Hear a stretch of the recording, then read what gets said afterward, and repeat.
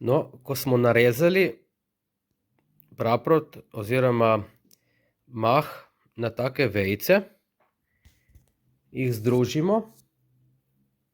Recimo jaz sem dal tako 4 vejice skupaj in jih bomo nato z vročim lepilom prilepili na zobotrebec, tako kot smo naredili pri grmovju. In si bomo zdaj pogledali, kako. Tako, zberemo približno 4 enake vejice.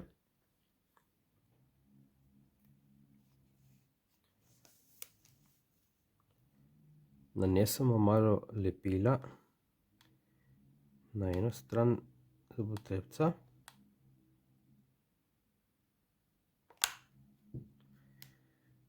In prilepimo prvo vejico, tako da štrli proč od sredine. Recimo takole.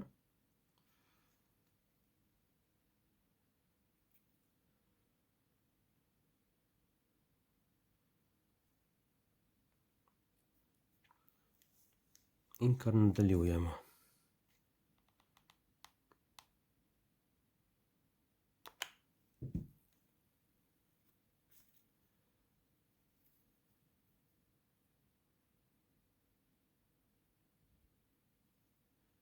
Malo nam bo lahko nahajalo, ker je vse zelo na gosto. Tako, ne se bati, če ni prav simetrično, tudi v naravi gre vse malo po svoje. Če pa mogoče preveč na gosto, lahko preprosto malo brežemo, tako da bo lažje zalepiti. Tako izgleda naš izdelek iz te vrste mahu. Kot sem rekel, obstaja tudi še kakšna vrsta, recimo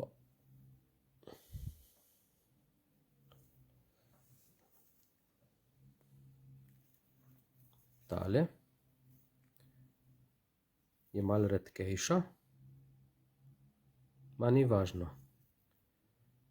Glih tako ima tako obliko lista praproti in se lahko uporabi. Še eno sem zasledil, samo da jo dobim.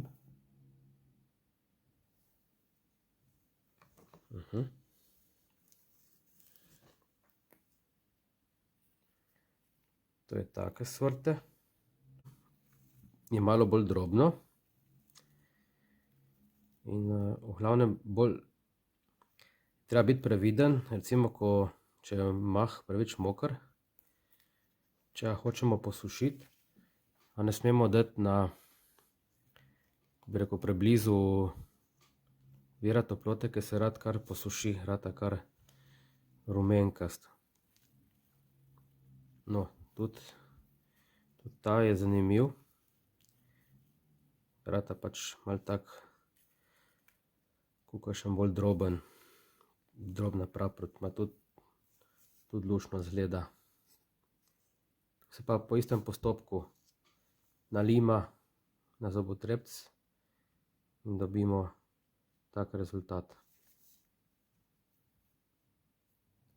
Naredimo še 2 primera in pokažemo na koncu, kako izgleda.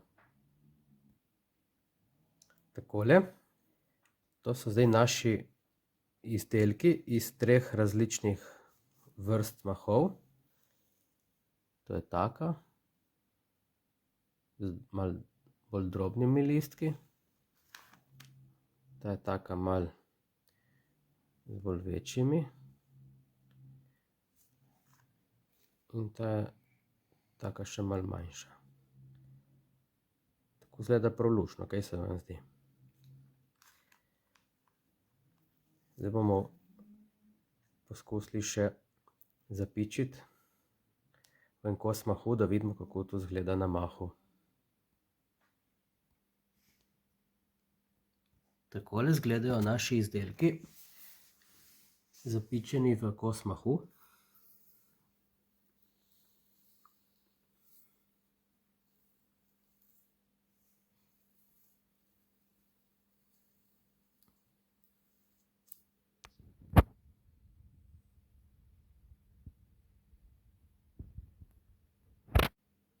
Upam, da tudi vam uspe ustvariti kaj podobnega, da lahko tako popestrite vaš mini gozd oziroma po potrebi tudi jaslice. Nasvidenje.